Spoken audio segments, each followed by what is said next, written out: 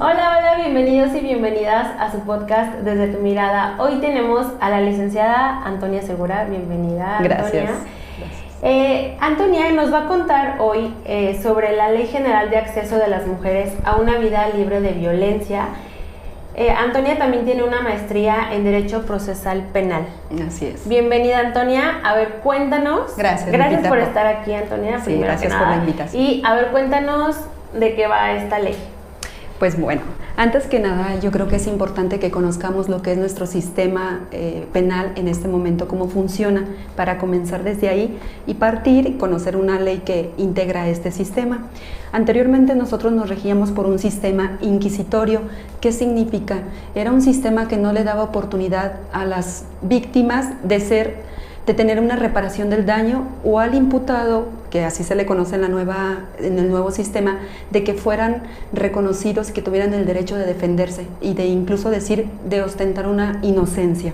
A partir de ahí, el sistema viene un cambio en el 2016 aquí para el estado de Guanajuato, entra el nuevo sistema penal acusatorio y con él cambia toda la dinámica, es decir, hay posibilidades de que el imputado tenga derecho a aquella carpeta de investigación, que pueda observar todo lo que se está manejando, las pruebas en contra de él, y que la víctima también tenga derecho a esa reparación del daño. Es importante reconocer cómo funciona el sistema para que ustedes puedan hacer uso de esta ley. ¿Y en qué consiste? Pues bueno, principalmente en saber que hay una agencia especializada dentro de este nuevo sistema penal acusatorio que se especializa en en áreas distintas. Está el trámite común, está robos patrimoniales para la agencia para adolescentes, y en este caso una agencia especializada para las mujeres. Eso es muy interesante porque en este sistema se vio la necesidad de que tenía que proteger a la mujer. Algo que tenemos que comprender nosotras como mujeres, ustedes chicas, es todos los beneficios que van a encontrar en esta ley no es otorgado por el Estado, sino por mujeres, activistas, grupos de movimiento feministas que han luchado para que nos reconozcan este derecho, un derecho que está reconocido en la Constitución mexicana y en estas leyes, que les obliga a nivel federal, estatal, municipal, crear leyes para que nos den acceso a que se nos reconozcan estos derechos, a que seamos libres de vivir la discriminación, libres de vivir una violencia, libres en el sentido también de nuestra libertad, libres de tener una educación, de ser dueñas de propiedades, porque todo eso hemos carecido. Entonces, bueno, así es como funciona ahora el sistema penal acusatorio, de una forma más, un acceso más fácil para las personas, tanto a víctimas como a imputados. Y en este caso, en el caso que nos compete, que es a la mujer, que vamos a tratar únicamente de la Ley General de Acceso a las Mujeres a Vivir una Vida Libre de Violencia, pues bueno, en este caso vamos a ver cómo podemos tener acceso, cómo podemos acudir, pero antes hay que conocer cómo parte, de dónde viene. Nosotros como mujeres tenemos apenas unos 30 años que han sido reconocidos nuestros derechos. 30 años apenas. 30 años de todo. Es lamentable. Hemos venido viviendo en un sistema machista, tenemos que reconocer, y más nuestra cultura latinoamericana. Así es, tenemos esa indolencia o esa dificultad, hemos viviendo más bien de esta manera. Entonces, a nosotros, las mujeres, empezamos a exigir, ¿no? ¿Cómo partió esta ley? Es algo muy hermoso porque el Estado de México, la República Mexicana, participó en una convención, en tratados internacionales, fue parte de esos tratados. Nunca imaginó el impacto que iba a tener pertenecer a la OMS, a pertenecer a estos organismos que son internacionales, porque al pertenecer a estos organismos se obligan a respetar los tratados que entre ellos se establezca. Entonces, uno de ellos fue el CEDAW y fue Belén do Pará. Entonces, estas convenciones refieren precisamente eliminar la violencia, la discriminación, erradicar todo contra la violencia que está contra la mujer. Y cuando ya México pertenece a esto y firma el pacto, es cuando las asociaciones civiles, las mujeres feministas, las que están muy activas, obligaron al Estado a que crearan una ley que nos permitiera defendernos, protegernos. Esta ley, chicas, es bien importante que sepan que no está en contra del hombre. Eso es importante. No buscamos o no se busca con esta ley separar al hombre y la mujer, no, todo lo contrario. Se busca reconocer a la mujer sus derechos, que hay una igualdad. La mujer y el hombre, no buscamos ser idénticos al hombre, no, buscamos una igualdad de derechos. Jamás vamos a ser idénticos hombre y mujer, pero sí buscamos esa igualdad de derechos, igualdad ante la justicia o ante los procedimientos legales, un respeto hacia nuestro cuerpo, porque estamos conscientes que los medios de comunicación hacen mal uso del cuerpo de la mujer, lo difunden, lo denigran, lo utilizan para la publicidad. Y eso es importante que reconozcamos que estamos siendo subajadas y lo permitimos. Entonces, todas esas cosas que eran las más violentadas o más vulneradas hacia la mujer, fue lo que se buscó con esta ley, proteger. Y esta ley fue reconocida aproximadamente en el año 2007. Apenas tenemos gozando de esta ley 15, 16 años, muy poquito. Ajá, así es. El problema es que no sirve de nada tener una ley si no se hace uso y si las personas no se dan cuenta que existe y se aprovecha, o sea, se les saca ese beneficio para lo que fue diseñada. Entonces, ¿qué tenemos que hacer? Promover, difundir, darla a conocer, que existe esta ley que está protegiendo a la mujer, que ella tiene derecho a acudir a una instancia, que esa instancia tiene la obligación de proporcionar los medios para que ella viva tranquila, que ella pueda tener una atención psicológica si es necesario, que ella pueda recibir una protección por parte de un policía, lo que sea necesario, un resguardo, que la protejan, lo que sea necesario, medidas donde ella pueda sentirse segura. Eso es lo principal de esta ley que busca. Entonces, su propósito, como bien veremos, es proteger, sancionar y erradicar. Son las 3 palabras claves de esta ley que bien mencionamos, fue en el 2007 y, como lo vuelvo a reiterar, fue por mujeres, no por el Estado. No crean que fue el Estado, que los diputados el Congreso nos dieron el favor. Si fuera por ello seguiríamos igual. De hecho, sí. Las leyes están creadas para beneficiar al hombre. De ellos. Sí, claro. Exacto. Oye, ¿y esto cubre cualquier tipo de violencia? Pues precisamente la ley maneja tipos de violencia y modalidades. Tenemos 5 tipos de violencia y tenemos modalidades, y eso es importante reconocerlas para que tengamos un panorama amplio o que tengamos un conocimiento y decir, ok, yo estoy viviendo esta violencia y no me percataba de ello. Entonces ya desde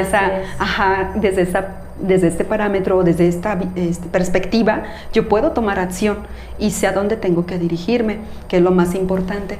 Entonces, sí, esta ley lo que hizo fue reconocer estos tipos de violencia, que estamos hablando de la violencia psicológica. Algunas veces pensamos que la violencia psicológica refiere únicamente a los tratos, a la parte verbal, palabras altisonantes o hirientes, pero aquí también entran otros tipos de conducta que luego no les damos valor. Un ejemplo, el desamor, el descuidado reiterado de la pareja. Bueno, y quizá voy a hacer referencia a una pareja porque es muy común. Esto no excluye a los hijos, porque siendo precisamente en el ámbito laboral, penal, que ahí trabajo o me desempeño más, y también familiar, me ha tocado observar asuntos donde las madres son violentadas por los hijos de una manera muy cruel. Entonces, si hago referencia ahorita a la pareja, realmente es porque es una de las personas más importantes dentro que más violenta a la mujer, pero eso no excluye que también lo hacen los hijos, o lo hagan los hermanos o los padres. Todos pueden. La mujer es muy vulnerable a recibir estos tratos, esta violencia por parte de todos estos grupos, pero en especial el de la pareja. Entonces, el de la pareja, cuando tenemos un descuidado reiterado, infidelidad, indiferencia, desamor, eso es violencia psicológica, porque todos esos esas conductas que tiene la otra persona que omite expresar, omite ser cuidadosa, amorosa, llevan a la persona a que entre en un estado de depresión, que incluso se produzca enfermedades o incluso la orilla al suicidio. Entonces, es lamentable la violencia psicológica, es muy amplia, sería interesante que ustedes pudieran investigar y saber todos los aspectos que puede incluir este tipo de violencia. Otro tipo de violencia es la violencia física, que yo creo que no es muy necesario describirla, es muy entendible a través de cualquier lesión que se produzca con cualquier, ya sea con la fuerza física o con cualquier objeto que utilicen, ya sea externo o interno, porque pueden igual introducir un objeto dentro de tu cuerpo y es una violencia también física porque está produciendo una lesión. Entonces ahí estar consciente que esa es la violencia física. Tenemos la otra violencia que es la patrimonial. Esta es muy interesante porque no es muy conocida. De hecho, platicaba ahorita con Lupita fuera de cámaras que les voy a meter un poquito de lo que es la compensación, porque incluye este tipo de violencia patrimonial que ustedes deben de tener conocimiento. Esta modificación que que tuvo más bien el Código Civil, dentro de tenemos el artículo 342-A, ahí fue un reconocimiento hacia la mujer, porque la mujer estaba siendo violentada en su patrimonio. Es decir, nosotros tenemos que observar cuál es la conducta de México, cómo son sus, de alguna forma, dinámicas, costumbres. ¿Y cuál es? Ustedes deben de saberla, muy común. El hombre sale a trabajar, la mujer queda en casa, el hombre tiene más capacidad de conocimientos, ya sea de oficio o de profesión, y por ende, él sale a tomar esa parte de laborar, y la mujer en automático le dan el rol de cuidar a los hijos, la casa, o de hacer trabajos minimizados, trabajitos que no son reconocidos. No puede, como la mujer, para ella se le dificulta, decimos que tenemos un techo de cristal, porque no puede ver más allá de tomar un oficio o una profesión que le empodere. Le cuesta trabajo a ella misma, porque primero, los otros no se lo dan. Y si los otros no se lo dan, para ella le cuesta más trabajo acudir o tener como al alcance ejercer esa actividad.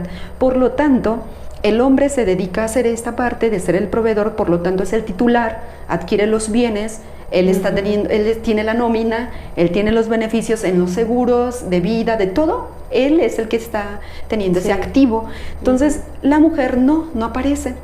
Y cuando entra en aproximadamente, calculo que fue como en el 2015-2016, hubo un cambio también para el divorcio. Nosotros teníamos, en la parte jurídica había dos formas de divorciarte: divorcio necesario y divorcio voluntario. Entonces, promovieron una jurisprudencia donde se estaba violentando un derecho que era el libre desarrollo de la personalidad, que todo ser humano tenemos derecho a ser feliz. Entonces a partir de ese momento le dices: oye, es que no me tienes que obligar a estar en un matrimonio. Ella es excelente, porque para hacerte un divorcio necesario tenías que justificar o tener unas causales que justificaran tu necesidad de solicitar ese divorcio. Y, entonces le dices al juez: oye, pero es que yo tengo derecho, yo soy un ser libre, ella o él, mi cónyuge, es una persona magnífica, es un excelente padre o una excelente madre, es una buena compañera, pero yo ya no vibro con él, ya no soy feliz, yo quiero divorciarme, pero ella no quiere, pero yo sí quiero. Entonces ahí fue donde entró se le llama divorcio sin expresión de causa, así le llamamos, y ya no es necesario la voluntad del otro. En automático, con que uno lo promueva y al otro se le notifique, ya está siendo legal el proceso, y por consecuencia viene la sentencia del divorcio. ¿Qué tal? 2016. Pero ¿qué creen que fue lo que pasó? Volviendo otra vez hacia atrás, lo que les venía comentando. Quien tenía el poder adquisitivo era el hombre. ¿Y qué pasó con esto? Pues al tiempo de divorciarse, el hombre se llevaba todo el capital, porque déjenme comentarles, creo que ustedes deben de saber que en el estado de Guanajuato hay dos formas de tener el matrimonio bajo separación de cónyuges, separación de bienes o sociedad conyugal, o sociedad, les llamamos entre nosotros que compartimos, ¿verdad? Entonces, normalmente, si tú no lo pides, en automático se va separación de bienes. Así lo maneja el estado de Guanajuato en todo. Cualquier municipio que tú estés dentro del estado, en automático lo arroja como separación de bienes. Entonces, ¿qué ocurría? Lo tuyo es tuyo y lo mío es mío. Pero como no trabajaste... No, es que no había, no había. Y entonces no empezaron los divorcios 2016. La persona estaba en su casa, quien más fue, yo creo que quien más empezó a sufrir esta parte de sorpresa, de asombro, fue más la mujer. Porque ahí fue como un punto como fantástico para el hombre decir, ok, ya, fácil. Ya me deshago del matrimonio, yo ya no quiero que estar con ella, yo quiero estar con una persona más joven o mi secretaria, que es muy común. Los ejemplos. Ay, sí, es muy común. Cosas que pasan. Así es. Entonces llegaba el actuario, le notificaban y ella se sorprendía, oye, pero si acababa de estar bien con él. Bueno, así ocurrían estas situaciones y la señora quedaba empobrecida porque pues realmente la señora nunca tuvo oportunidad durante el matrimonio de prepararse. Ella le apostó a lo que le enseñaron, que ella era ama de casa, que ella era una madre, que ella era una hija que debía cuidar a los papás, era una mujer que debería estar al pendiente del esposo, de su enfermedad, de que debería ser una mujer que debería estar pendiente de la comunidad, apoyar, que es una mujer que debería estar ahí al pendiente de los hijos en la escuela, participar en mesa directiva, trabajos. Tiene que estar para todo el mundo, menos para ella. Para todo, menos pensando en que ella tenía que forjar un patrimonio. No lo pensaba, porque en automático pensaba que el matrimonio era para toda la vida. Sí. Así le enseñaron. Sí, es el chip con el que creces. Así es. Entonces, a partir de esta facilidad que promueve la parte jurídica hacia los divorcios, pues comienza esta situación.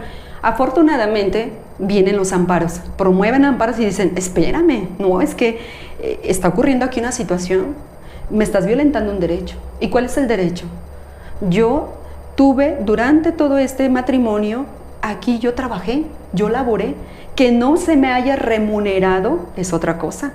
A él sí se le remuneró, él iba y le pagaban, a mí no. Y yo nada más hago una cosa, yo soy secretaria, yo soy enfermera, yo soy, llevo la tintorería, yo soy maestra con mis hijos, yo soy ama de casa, yo plancho, yo lavo. Yo limpio. Ajá, entonces se tuvo que llevar toda esta situación hasta la Suprema Corte de la Justicia, lo tuvieron que analizar los ministros de la Corte. Y al revisar, efectivamente, supieron que la mujer tenía un valor dentro de casa, que no se le pagaba, pero que tenía ese valor. Contabilizaron, de acuerdo con el INEGI, en aquel momento que hizo esa evaluación, y llegaron a la conclusión que el trabajo que hace la mujer dentro de casa, por ejemplo, un asesor jurídico en un banco, normalmente le pagan 16,000 pesos al mes. Pues el trabajo de la mujer está reconocido en 48,000 pesos mensual por todas las labores que hace en casa. Lo que se hace. Entonces, pues ahí se quedaron impactados, todo se les vino para abajo a los hombres, gracias. Pero, o sea, en verdad. Bueno, sí, estaba siendo bastante cruel. Sí. Entonces, si ustedes se dan cuenta, estamos tocando derecho, la violencia en el patrimonial. ¿Por qué patrimonial? Porque desde el momento en que entran estos divorcios sin expresión de causa, desde ese momento la mujer estaba siendo violentada en su patrimonio porque la dejaban empobrecida. Muchas mujeres estaban siendo divorciadas a una edad de 60 años, 70 años, sin fuerza física, sin energía, ya sin tanta posibilidad. A veces enfermas. Ajá. ¿No? Exacto. Y dices, ¿y qué van a hacer? ¿Cuál es tu posibilidad? ¿Cuál es esa oportunidad de entrar a la sociedad? Una oportunidad de que te den trabajo. Y es más, no necesitas ni tener los 60. Ya hoy en día una mujer de 40, divorciada de 40 años, ya ni siquiera ella tiene oportunidad. Si ustedes se dan cuenta, en varios negocios o establecimientos, las solicitudes son de 18 a 25 años. Chavitas. Exacto. Entonces, esto es lo que tenemos que ponderar. los derechos que están siendo violentados, mis derechos a los que no tengo acceso y los cuales me debe de proteger el Estado, su obligación. Por eso nosotros las activistas o las mujeres que promovemos en la lucha de este reconocimiento, estamos ahí apretando duro para que se le reconozca y se haga justicia a la mujer. Entonces, ¿qué viene siendo violencia patrimonial?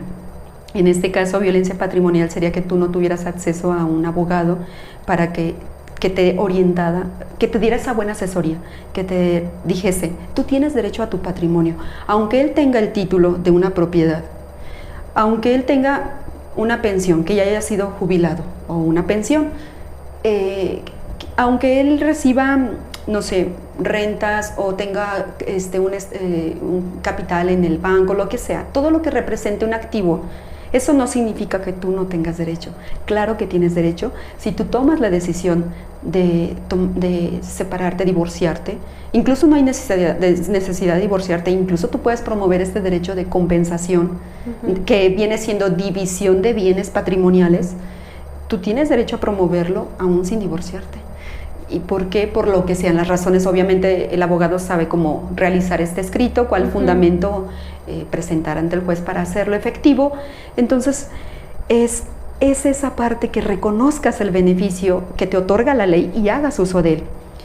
Otra parte que también debes de estar consciente para reconocer la violencia patrimonial es cuando la persona, tu cónyuge o tu pareja, que hoy en día pues sabemos que hay varias modalidades de vivir en pareja, podemos reconocer como una unión libre, un concubinato, lo que sea. La forma en que tú lo denomines es lo de menos. Lo importante es que cuando tú ya cohabitas con alguien, o aún sin vivir con alguien, que tú se vean cada semana, o él está en casa y yo en mi casa, eso no significa que no tienes el derecho. Sí lo tienes. Cuando una relación ya tiene un periodo mínimo de 1 año, ya empieza a surtir efectos, ya tiene a crear derechos. Y déjenme decirles algo bien interesante. Aunque no vivan juntos. Aunque no vivan juntos. Y déjenme decirles algo bien interesante, chicas. Él puede estar casado y ustedes ser, sí, o sea, para mí yo no lo veo así como la amante, no es, pero bueno, tengo que decir la palabra porque para igual, como culturalmente así nos etiqueta, las etiqueta. Entonces, sea que él tenga un matrimonio y tengas esa relación con esta persona, no implica que no tienes el derecho, sí lo tienes. También es algo como que conmociona, porque dices, y más para la persona que es el cónyuge que está dentro del matrimonio, dice, no, ¿por qué le van a reconocer a esa otra el derecho? Pues, ¿qué creen? Sí se le reconoce el derecho, porque la otra persona está dejando de hacer su vida, porque le está dedicando tiempo a esa pareja y deja de trabajar. Cierto. Sí, deja de trabajar, le dedica tiempo, se esmera, lo cuida cuando está enfermo, ratitos que está con él, convive, y él, gracias al bienestar que ella le produce, él puede estar bien anémicamente para ir a laborar y pues producir. Entonces ahí es cuando también, si dura esa relación 5 años, 3 años, 10 años, esta otra persona externa o un tercero fuera de ese matrimonio tiene derecho a exigir esa compensación también. Y ahí mismo en el artículo también van a encontrar la pensión compensatoria, que eso se refiere únicamente como a solicitar una remuneración, el dinero por parte del cónyuge para la cuestión de alimentos o la cuestión de sostener tus necesidades básicas, porque también es otra cosa muy interesante, que es ese derecho aparejado también con ello, porque precisamente cuando la mujer no trabaja, pues no tiene una fuente de ingreso, realmente. Y al salir del matrimonio, al tener cortar el vínculo matrimonial, ella pues se enfrenta a un mundo donde ¿qué sé hacer? O sea, en lo que ella se acomoda, porque ella estaba acostumbrada a un estilo de vida. Un ejemplo, si su cónyuge era un gerente o era una persona que tenía un buen puesto y tenía la posibilidad de llevarla de vacaciones y tenía un acceso a un seguro de gastos médicos mayores, o sus hijos iban a escuelas privadas, ese es un estilo de vida. Sí. Ella estaba acostumbrada a ese estilo de vida. Y de un momento a otro, hacer este corte y no tener... Y dices, ¿y a dónde me voy? ¿Y qué hago? ¿Y en lo que me adapto? Es para ello que surge este derecho, que es la pensión compensatoria, que de acuerdo a lo... Se los voy a poner así como muy fácil para que lo comprendan. Porque otra cosa interesante, luego me pueden decir, oiga, licenciada, pero es que yo sí trabajo. Él trabaja, pero yo también trabajo, entonces yo no tengo ya derecho, ¿verdad?, a esa pensión. Le dije, a ver, ¿cuánto es la cantidad que él percibe? No, pues él, un ejemplo, él gana 10,000 a la semana. Vamos a hacerlo grande para... Y yo gano 4,000 a la semana. Ah, muy bien. Bueno, mira, sí generas el derecho. ¿Por qué? Porque cuando tú y yo nos juntamos, él trae 10, yo traigo 4, entonces ya no son ni 4 ni 10, son 14. Son 14. Yo vivo con 14, él vive con 14, yo vivo con 14. Sí. Y si nos separamos, ya no voy a vivir con 14, voy a vivir con 4. Él ya no va a vivir con 14, va a vivir con 10. ¿Qué hay que hacer aquí? Equilibrar. ¿Sabes qué, juez? Solicito que me des una parte proporcional de él. Dame 3. Te llevas 7 y me quedo con 7 por el tiempo que duró el matrimonio o la relación. Digamos mejor así, evitemos discriminar. La relación por el tiempo. ¿Y eso es por cuánto tiempo? ¿Por el mismo tiempo que se solicita por el periodo? Así es, se solicita por el periodo que duró la relación y sobre este mismo periodo, bueno, solicitamos una cantidad. Nosotros, la ley nos dice hasta 50%, nosotros podemos solicitar en la compensación y en la parte de la pensión compensatoria, para que no se me confundan con esos derechos, bueno, pues ahí podemos solicitar cantidad o porcentaje de acuerdo a lo que perciba la contraparte o de acuerdo a mis necesidades, que obviamente todo esto que les digo, chicas, ustedes lo tienen que probar, su abogado, no ustedes, pero él sabe lo que se tiene que hacer. Y así es como ustedes van solicitando, van creando este derecho para ¿qué? Para tener una mejor calidad de vida, para no venir siendo perjudicadas bajo estos lineamientos jurídicos que en su momento salieron para dar un beneficio, pero desafortunadamente, pues bueno, se vulneraban otros derechos. Por eso es que entra esta ley y nos dice, protéjanse, hay que protegerse. Y este es uno de ellos, es la violencia patrimonial, hay que protegernos informándonos y buscando una buena asesoría, un buen abogado que te dé realmente todos los... te dé a conocer las leyes, te diga cuáles son, qué se requiere y sobre todo que se vea lo justo para cada quien, se busque integrar. Sí, exacto. Entonces, brincando ya a otro tipo de violencia, ahora vayamos a una violencia económica. Ahí es donde podemos luego confundirnos. Violencia patrimonial, violencia económica. Decíamos, violencia patrimonial, todo lo que refiere al patrimonio. Algunas veces puedes tener una escritura y si él agarra y te rompe la escritura, es violencia patrimonial porque vas a tener que acudir ante notario público, al registro público de la propiedad, solicitar copias certificadas. Entonces te está violentando pertenencias que son de tu patrimonio. O un ejemplo, a lo que te dedicas, que llegara y te lo destrozara. Es tu patrimonio porque de ahí genera un ingreso. Entonces todas esas cosas que se han derivado de algo que te produzca un ingreso o que sea un beneficio para ti, que esté a tu disposición y él lo destruya, lo maltrate, lo transforme o omita, por ejemplo, hacer algo para en tu beneficio, eso es violencia patrimonial y no hay que confundirla con la violencia económica. La violencia económica es muy claramente refiere al dinero. Él va a hacer como un control, va a decir, ríndeme cuentas, te di tanto dinero, ¿qué hiciste? Quiero que me digas en qué gastaste. Porque no te alcanza, ¿no? Exacto. Y a veces es bien chistoso porque, bueno, yo convivo con muchas mujeres todos los días y de verdad, y ni siquiera, que era lo que yo te comentaba, no importa el nivel económico que tengan. O sea, yo atiendo a chicas que son de un nivel muy alto y otras medio, pero no importa el nivel que tengan, o sea, sí o sí, muchas de ellas pasan por ese tipo de cosas y te puedo hacer una lista de los cuestionamientos que les dicen, sí, bueno, pues no sé por qué, entonces sabes que esta semana no te voy a dar, o esta quincena no te voy a dar, o te voy a dar menos. Porque se me hace porque además yo creo que viven pensando que la millonada que dan rinde no sé para cuánto, que eso pasa también eso me lo han comentado, ¿no? Y es que lo que me dan ni siquiera me alcanza para la vida, o sea, para lo que gastamos. Y él piensa que me lo gasto en otras cosas y entonces dice que ya no me va a dar porque, entonces, a ver, ¿cómo que ya no te va a dar? O sea, digo, muchos de los esposos, por ejemplo, a veces ni siquiera saben cuánto cuestan las cosas. Así es. Porque ellos solo es así como, ahí está, ¿no? Y eso te toca a ti, ¿no? Eso te toca a ti. Entonces, a veces ellos ni siquiera saben cuánto cuesta la canasta básica, por ejemplo, ¿no? Lo que compramos en el súper.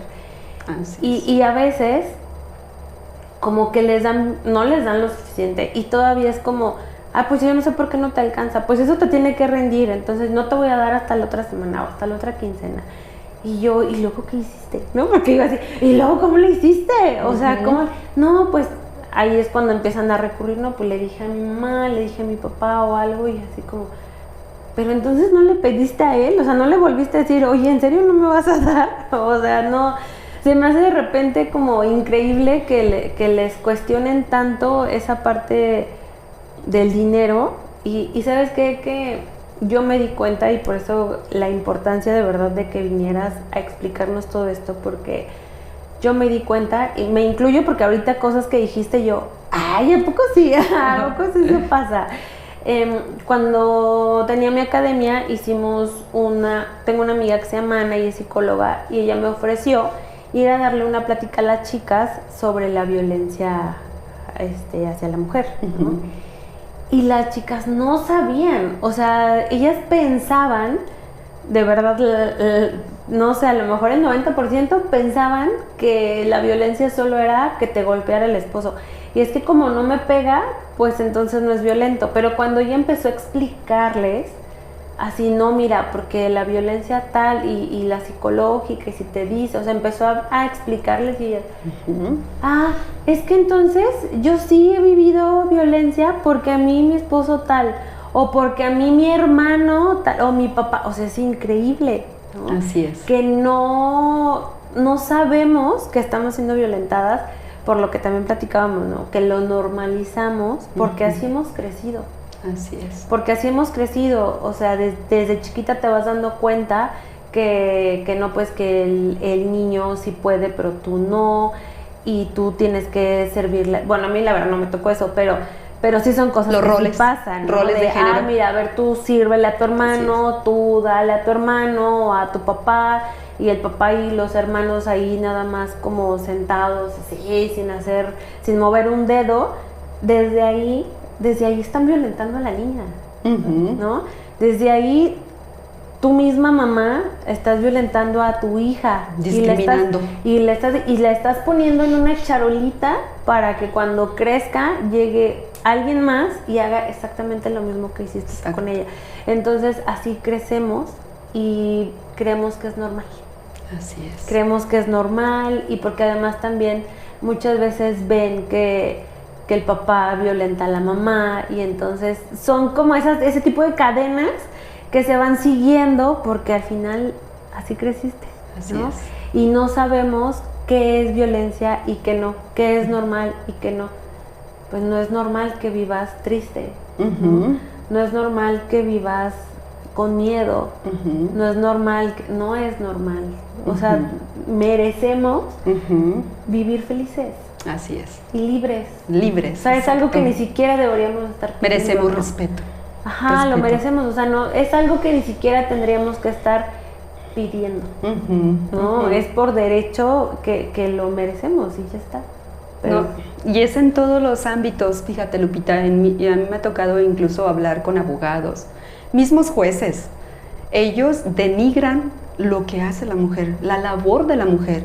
Y créanme, chicas, que la labor que realiza la mujer dentro del hogar, tanto para servir a los hijos, tener esa casa, la limpieza, todo lo que implica, y la educación de ellos mismos, la atención hacia la pareja, todo, es tan valiosa, la más valiosa que existe de todas las profesiones, de todos los oficios, es la más valiosa, pero por el hecho de no ser remunerada, es no reconocida e incluso denigrada, pero es una trampa, o tienen ustedes que reconocer que es una trampa. ¿Por qué? Porque ustedes de alguna forma buscan consagrar una familia, tener esa familia. Y pues dentro de ustedes hay ese gusto por hacerlo, realizar esa labor. No tenemos que sentirnos avergonzadas, tenemos que sentirnos valoradas. Nosotros tenemos que ser las primeras en tener ese reconocimiento que no nos lo han brindado los medios de comunicación. Nadie nos lo ha dicho, pero tenemos que saberlo, que es la labor más valiosa y que hoy, gracias a estas amparos o jurisprudencias que ya se emitieron en base a estos amparos, donde se están violentando los derechos humanos de la mujer, es que se está reconociendo la valía, que les cuesta trabajo, pero nosotros tenemos que reeducar al hombre y decir, volviendo al punto de la violencia económica, cuando él te designe una cantidad, decir, no, yo soy una administradora y yo sé lo que debo de hacer. Ustedes sentirse valiosas, no sentirse que están mendigando una cantidad ni que están recibiendo un favor. Ustedes no son una carga para ellos, no. Reconozcan que ustedes tienen a su cargo en ese momento una empresa. Una casa, un hogar es una empresa y ustedes son la gerente de esa empresa. Cada área la distribuyen. A ver, la área de cocina requiere esto, esta área de lavado, esta área es valiosísima, cada área dentro de su casa, y ustedes la saben administrar, organizar, cuidar. Entonces, ustedes merecen tener, aparte del dinero que se requiere para estos gastos, ustedes merecen otro dinero adicional para sus cosas personales. No sientan que ustedes son una carga, no piensen más bien que son eso, no, al contrario, exíjanlo. Y si la pareja o el cónyuge no puede porque no quiera o realmente no pueda, ustedes búsquenlo. Merecen tener una vida donde tengan placeres con ustedes mismas, que se den ese placer de disfrutar ropa cómoda, rica, en gustos de marcas, perfumes que les gustaría. Todo eso es también dejar de violentarse ustedes mismas. Ustedes son las primeras que deben de reconocer, de dejar de ser víctimas. Este es un punto muy importante que luego en otra ocasión me encantaría tocar un tema con ustedes, de identificar el victimismo como una parte de nuestra vida normal, pero pasar a ello, después de reconocerlo, pasar a la parte de la responsabilidad. Y desde ahí, desde otra personalidad, desde otra imagen, ya me veo distinta y yo ya empiezo a crear mi propia realidad. La estaba creando desde un estado de victimismo, al ser víctima de esa pareja, permitiendo, porque esa pareja también hay que entender que ha venido con esos mandatos que le enseña la cultura. Por eso esta ley no está para dividir a la mujer y el hombre, está al contrario para unirlos, pero unirlos en una nueva visión, en una nueva, reeducándolos, que comprendan lo valioso que hace uno y lo valioso que hace el otro, que es importantísimo. Si los dos se reconocen, y en especial que el hombre reconozca la valía de la mujer, se los juro que van a ser un equipazo grande, van a ser una empresa, la mejor empresa, porque al final el hombre, todo lo que va ahí hacia afuera, es para llegar a la casa y sentirse amado, sentirse reconocido, validado por eso que él le está haciendo, pero también la mujer lo requiere. Entonces ambos requerimos ser reconocidos, validados. Entonces sí, cuando nosotros tenemos claro estos tipos de violencia, ya los detectamos. Entonces recuerden, violencia psicológica, violencia patrimonial, violencia física, violencia económica, si la comentamos, y por último la violencia sexual. Esa también es muy importante que la prevean, que la tengan ahí, porque todo acto que a ustedes les haga sentir incómodo dentro de un acto sexual está haciendo en contra de su dignidad. La dignidad es importante porque es mi cuerpo, es mi templo, mi cuerpo es más, somos dueñas de lo único que somos dueñas como mujeres, digamos, todos, pero hablando del género, de lo único que somos dueñas es del cuerpo. Nuestro cuerpo. Nosotros decidimos a quién se lo brindamos, nosotros decidimos qué alimentos introducimos, qué ropas utilizamos. O sea, somos tan dueñas de sí, pero tenemos que saberlo y tenemos que ejercer esa libertad de hasta dónde quiero llegar o no llegar dentro de un acto sexual. Eso es importantísimo, que todo lo que ustedes les quieran inducir o llevar y que él trate en base o con el fundamento de que eres mi esposa, eres mi novia, eres mi amante, eres lo que él trate de decir, y que con ese título él quiera hacer cosas que ustedes no.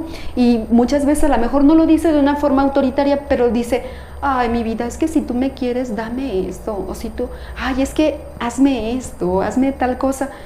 Y la mujer tiende a complacer, se ve obligada a hacerlo por complacer a la pareja, pero ahí ella está sufriendo una violencia sexual que primero ella misma lo está permitiendo, porque es un acto que ella se siente, tiene un rechazo, tiene una repulsión, no quiere llevar a cabo aquel acto, pero se ve en la necesidad para que no se enoje. Exacto, ahí va ese punto, porque ella lo sabe bien, que si no lo hace, incluso dentro de ella hay hasta un miedo de decir: va a buscar a otra mujer que sí lo haga y me va a dejar, o sea, me va a engañar, me va a ser infiel. O sea, el miedo te lleva a permitir cosas que no lo harías, que no por querías, respeto a ti no querías. Exacto.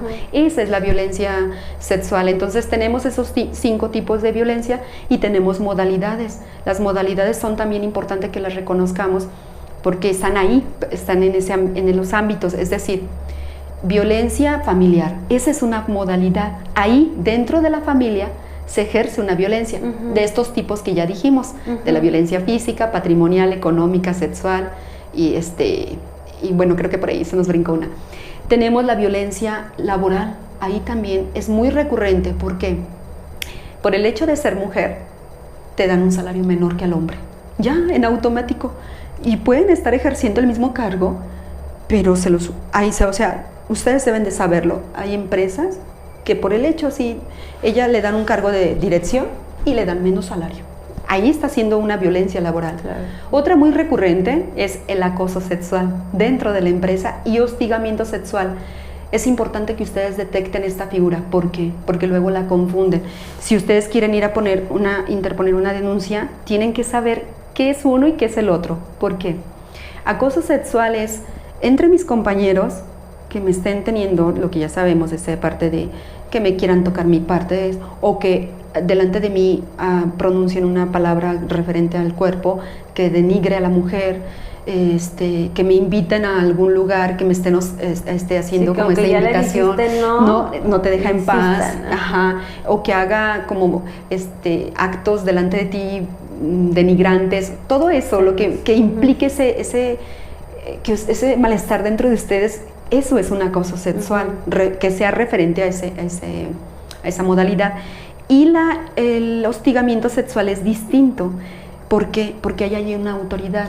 Si mi jefe o mi encargado del área donde yo estoy me comienza a hacer lo mismo, a coquetear o a hacer una invitación, y yo le digo: no quiero salir, y él empieza a insistir y me insiste, e incluso yo empiezo a percibir que me carga el trabajo, porque como yo no acepté, me empieza a cargar el trabajo, me deja hasta más tarde. Sí, pues te castigo. Te castigo, exacto. Si no quieres, sí, pues te vas a fregar.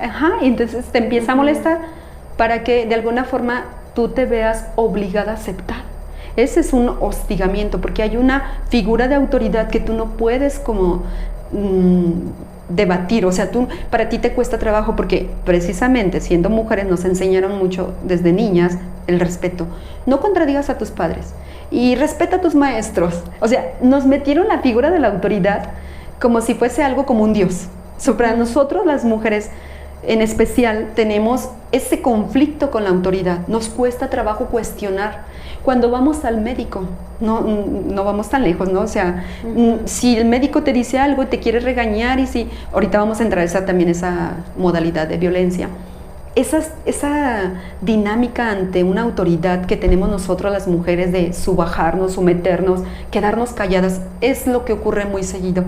Mujeres, no se callen, no permitan que se siga ejerciendo esa violencia, ese hostigamiento sexual hacia ustedes, más en el ámbito laboral. No lo permitan, denuncien en recursos humanos. Ellos tienen la obligación de tener una sanción hacia este tipo de conducta, Y si si ustedes no reciben una atención oportuna o no les resuelven el asunto, acudan a la agencia, a la fiscalía, a interponer su denuncia por un hostigamiento, porque ustedes merecen respeto, merecen llegar a su trabajo y sentirse tranquilas. Sí, cómodas. Sí, exacto. Cómodas. Y ustedes tienen derecho a llevar un escote y que no les digan, pues incluso puede ocurrir que en la misma fiscalía, es triste, pero bueno, vivimos esta realidad. Yo les tengo que decir todo, la realidad. Sí.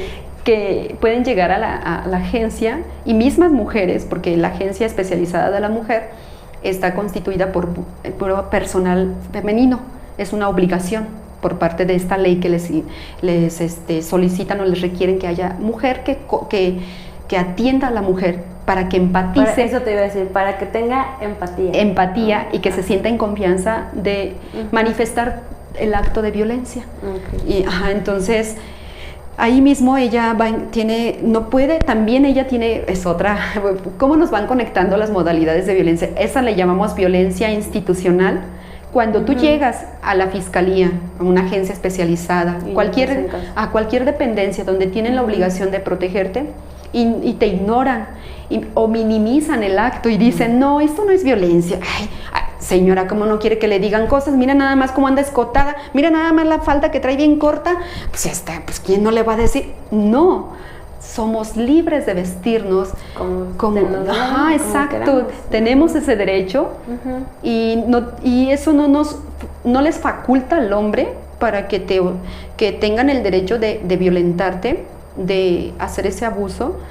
Eso no les permite. Entonces ustedes hagan esa conciencia, vistan como les agrade, que las aprendan a respetar, y sobre todo que si se violenta ese derecho, a tomar acción.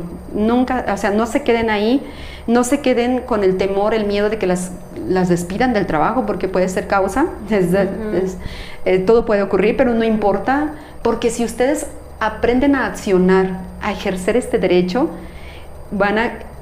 aunque las despidan de ese trabajo, ustedes ya van a ir empoderadas, que es lo que necesitamos, que esta ley les dé la seguridad, la confianza de que deben de ser protegidas, deben de ser respetadas, y si a alguien les falta el respeto, deben de ser sancionados. Entonces es la única forma de podemos erradicar esta violencia, porque si nosotros nos seguimos quedando calladas o seguimos atoradas por el miedo, la vergüenza de hacer el ridículo, que no nos vayan a creer, por todas estas cuestiones de alguna forma mentales o emocionales, pues no nos vamos a avanzar, no nos va a servir de nada las leyes, porque van a ser obsoletas si no les damos funcionalidad. Entonces sí es importante. Otra modalidad que es muy común y que no nos percatamos de ella es la violencia obstétrica. Y dices, ¿cómo está? Sí, es ocurrente. ¿Cuál es? Cuando la mujer está en una labor de parto, no sé si a alguna de ustedes les ha tocado, yo creo que sí, dependiendo, ¿verdad?, quién nos esté observando, nos escuche el público, pero lo digo por experiencia propia.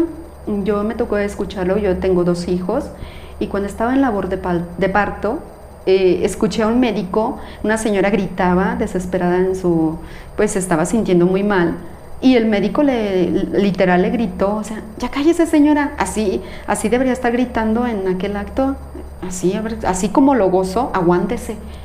Esa es una violencia obstétrica. Sí. Porque es muy común que callan a la mujer, es muy común que llegan y le hacen el tacto de una forma violenta, que no tienen el cuidado. Sí, poco humanizada.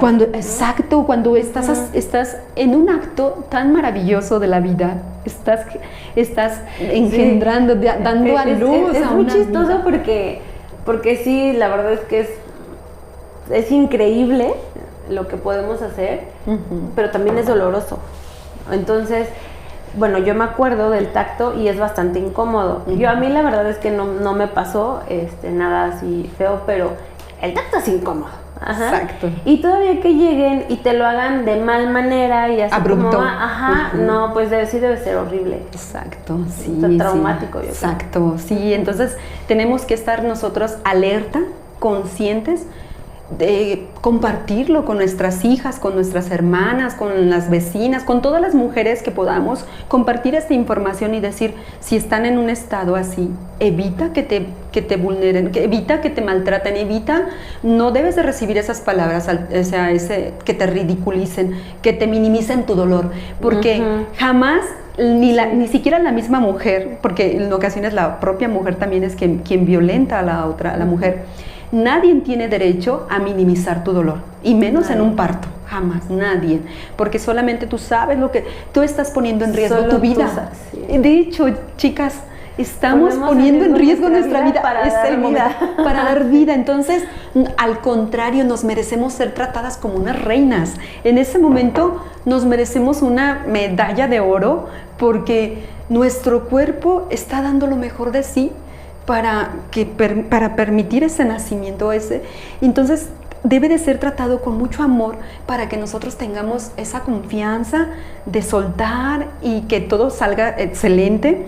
Y por lo tanto, las personas de nuestro alrededor, enfermeras, médicos, quien esté, intendencia, quien esté, todos ellos tienen la obligación de respetarnos, de cuidarnos, y si no nos van a dar una buena palabra, entonces que no diga nada. Así, se guarden silencio. Entonces, por favor, cuando vivan estas situaciones, háblenlo, denúncienlo. Si en el momento no pueden, no se preocupen, pero en cuanto salgan del parto, de la sala de expulsión, por favor salgan y coméntenlo con un pariente para que pongan la queja. Es importante poner quejas para que los médicos o las enfermeras vayan reeducándose y vayan aprendiendo que se merecen, ustedes como pacientes merecen ese respeto, y ese derecho, sí, para evitar esta violencia obstétrica. Sí, yo creo que si no lo decimos, así es, en cualquier tipo de violencia, si no lo decimos, pareciera que no existe.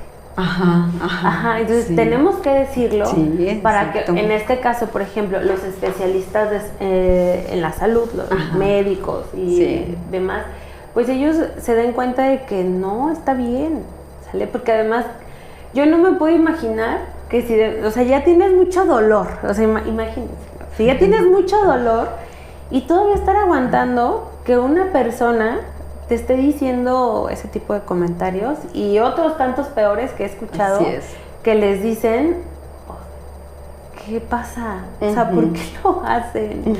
No, es que sí, es inhumano decirle a alguien que tiene mucho dolor que se calle y que les hagan comentarios de ese tipo de, ay, sí, y las piernas, y ya sabes, ese tipo de comentarios que les dicen que son muy horribles. ¿Por qué? Exacto. ¿Qué tiene que ver? O sea, no está bien, no está bien. Pero si no lo decimos, pareciera que no existe. Exacto. Entonces, es importante, como tú comentabas, es importante que se diga. Visibilizarlo. Que se visibilice. Y aunque se incomode a alguien, o sea, ni modo, ¿verdad? Porque va a haber seguro quien diga, ay, pues tiene razón el doctor. Ay, sí, tiene razón el doctor, porque tú no estabas en ese lugar. Entonces, también es tener empatía hacia la persona que te está contando lo que le pasó, ¿sale? Exacto. Porque bueno, si yo te estoy contando que me pasó esta situación cuando estaba pariendo a mi hijo, pues ten empatía conmigo también. Así no me juzgues, porque a veces también es muy feo que las personas tienden mucho a juzgar en lugar de ayudar, ¿no? Entonces y por eso yo creo que muchas veces no decimos cosas. O sea, muchas veces por ello las mujeres no dicen. Nos callamos. Porque a mí me dijo mi ginecólogo una vez, el que yo tenía en la Ciudad de México, me dijo, es que las personas están tan acostumbradas a ver una mujer embarazada que ya, o sea, como no tienen idea de todo lo que los riesgos lleva que tú puedas estar creando un bebé. Así es. Y todavía que nazca, o sea, tú pones, y él fue el que me dijo, es que cada que tú entras al quirófano a tener un bebé, o sea, realmente estás poniendo en riesgo tu vida. No tiene nada que ver que tu cuerpo es que el cuerpo de la mujer está hecho para dar vida. Sí, pero a ver, quitemos lo romántico y veamos lo que realmente pasa. Así es. Realmente sí arriesgamos nuestra vida cada que estamos pariendo o que es una cesárea o lo que sea. Al final estás en un quirófano y cualquier cosa podría pasar. Así es. Entonces, él fue el que me hizo ese comentario ya hace 13 años, 14, y dije, es cierto, o sea, ¿qué pasa cuando te enteras que tu vecina ya tuvo el bebé? así como, ya se alivió. Un hecho natural. Es muy común, ¿no? De, cotidiano. Ya se alivió. Un hecho cotidiano. Y no va así, bueno, a lo mejor en ese momento, ¿verdad? Pero que digas, pues, ¿y cómo se sentirá? O sea, de una manera más humana y más empática y no como de, pues sí tuvo un hijo. Más consciente de saber el gran reto que tuvo esa mujer para venir. Para dar vida. ¿no? Dar en ese parto. Sí, entonces sí creo que es importante decirlo. Si no lo decimos, pareciera que no existe. Exacto. Sí. ¿No? Yo creo que todo lo que nos haga sentir mal, todo lo que nos haga sentir incómodas, todo lo que nos haga daño, no importa, físico, mental, todo lo que todo eso es violencia. Sí, exacto, ¿no? Exacto. Y hay que decirlo, y hay que decirle, sabes que no hagas eso, no me gusta. Sí. Me hace sentir mal, pero necesitamos alzar la voz. Necesitamos decir no. Empoderarnos, sí, frente a quien sea, porque estamos acostumbradas que vamos al médico o con el psicólogo.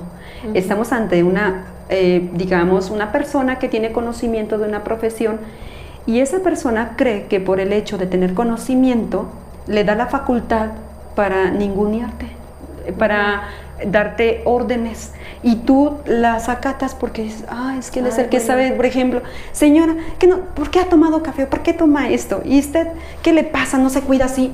Ya te está violentando. A ver, permítame, doctor. Si yo tomé la decisión, yo vengo aquí porque quiero mejorar esta parte, pero yo he tomado las decisiones sobre de mi cuerpo, pero no tiene por qué ni alzar la voz, ni hablarte con autoridad, ni hablarte con como subajándote. En los tratos con los médicos de salud es bien importante que ustedes pongan esos límites, que no permitan que ni el psicólogo, que por ejemplo que te diga el psicólogo, otra vez señora, ya volvió con su pareja, muy sutilmente te está diciendo tonta, por no decir otra palabra. Sí. Entonces, esas sutilezas de comentarios es violencia, son bien comunes, violencia bien muy comunes. sutil, es violencia psicológica que te está ejerciendo y que incluso te está revictimizando. Tú ya vienes víctima de una situación, llegas ante ese profesional de la salud mental y todavía te ejerce otra, te vuelve a revictimizar al señalarte, ay señora, pero es que ya volvió otra vez, es que, ay señora, ¿por qué lo permitió? Es que usted, ¿verdad? ¿Cómo se deja? O sea, son pequeños comentarios que tenemos que estar muy alertas de detectar y decir no permito hacia mi persona no debe haber juicios, nadie tiene el derecho de hacerte un juicio, ni como vistes, ni como piensas, ni como hablas, ni con quién vives, ni nada en absoluto. Eso es muy importante señalar. Sí, es cierto.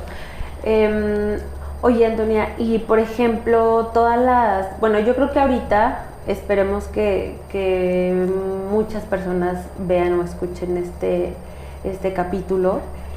¿Qué mensaje les puedes dar tú? O sea, ¿qué mensaje les darías? Lo que tú quieras. Sí, claro. Nos falta ahí por ahí ver una modalidad de la violencia docente. Esa es importantísima para quien tiene hijos, que por favor les transmite ese mensaje. Es muy común entre los maestros ejercer la violencia, ya sea que los condicionan, te puedo dar una mejor calificación si te dejas tocar, o muéstrame esto, que hoy en día vivimos demasiada abuso, hay abuso en los menores, hay hostigamiento sexual, tienen que proteger muchísimo a sus hijos. No crean que por el hecho de tenerlos en casa están seguros. A los niños, nosotros estamos recibiendo denuncias donde los niños están siendo secuestrados virtualmente, en casa. Eso es importantísimo, esa es una violencia que se está desatando demasiado con los menores, porque ellos no se percatan de esta situación o caen muy fácilmente. Es cuestión de segundos donde ellos los pueden inducir. Entonces, por favor, explíquenles, bajen una aplicación para que sepan a qué se están conectando ellos. Explíquenles que dentro de las aulas, vuelvo otra vez al punto, el maestro es dentro de una aula, de un salón, es la autoridad, pero eso no significa que yo voy a permitir que la autoridad haga abuso, que me manipule o que me trate de buscar de chantajear, ¿no? Entonces cualquier cosa, permitan que sus hijos sean amigos en el aspecto de que les tengan confianza, que todos les confíen para que puedan prevenir este tipo de situación. Y bueno, pues ya básicamente lo que me pide Lupita referente a un mensaje ya en concreto hacia ustedes las mujeres, yo creo que el principal pensamiento que nosotras debemos de tener es que somos muy valiosas, somos únicos. Aun cuando tengamos este género, somos, bueno, no entrando a una parte ya un poquito más elevada como espiritual, somos un alma, tenemos un cuerpo de mujer, pero el hecho de tener un cuerpo de mujer es un gran reto. El reto de nosotras va a ser valorar nuestro cuerpo, cuidarlo, respetarlo y eso mismo hacer que los demás lo vean. Y desde el punto en que yo lo cuide, lo valore, lo respete, voy a transmitir eso y los demás lo tendrán que hacer. Entonces, por favor, siempre recuerden lo valioso que son, lo valiosa dentro de un hogar, dentro de una profesión, dentro de un oficio, lo que ustedes decidan hacer, nunca lo minimicen, todo es valioso porque están ustedes son lo valioso y en cualquier lugar que estén le van a dar valor a ese lugar, a ese oficio, a cualquier actividad que realicen. Entonces, recuérdenlo siempre y hagan uso de esta ley, acudan a la agencia especializada, está el artículo 137 del Código Nacional de Procedimientos Penales, ahí vienen las fracciones, todas las medidas de protección, así lleguen, solicito una medida de protección para que ustedes prevengan este tipo de violencia o si ya la están viviendo, separen al cónyuge o le prohíban que se acerque a la casa. Ahí ustedes van a tener a su disposición estas medidas para ser protegidas. Entonces, por favor, hagan uso de ello. Muchas gracias. Muchas gracias, Antonia. Sí, un gusto. Un gran mensaje nos dejaste, yo creo, además de todo lo que ya nos comentaste en todo el video. El mensaje es muy poderoso. El mensaje es muy poderoso y igual recuerden, hay que decirlo, hay que alzar la voz, hay que hablar. Si nosotras no hablamos, si nosotras no decimos lo que nos incomoda, lo que nos pasa, pareciera que no existe. Así es. ¿Sale? Entonces tenemos que aprender a cuidarnos a nosotras mismas y a decir que no y a ponerle un alto a quien sea. O sea, tenemos que alzar la voz. Tomar acción. Tomar acción. Así es. Tomar acción. Sí. Y pues bueno, pues muchas gracias, Antonia. Gracias a ti. Espero que Lupita. puedas regresar conmigo otra vez. Por supuesto, aquí estaremos. Muchas gracias, Sí, Antonia. Bueno, gracias. pues nos despedimos. Muchas gracias, Antonia. Hasta luego. Gracias a todos y a todas. Bye. Bye.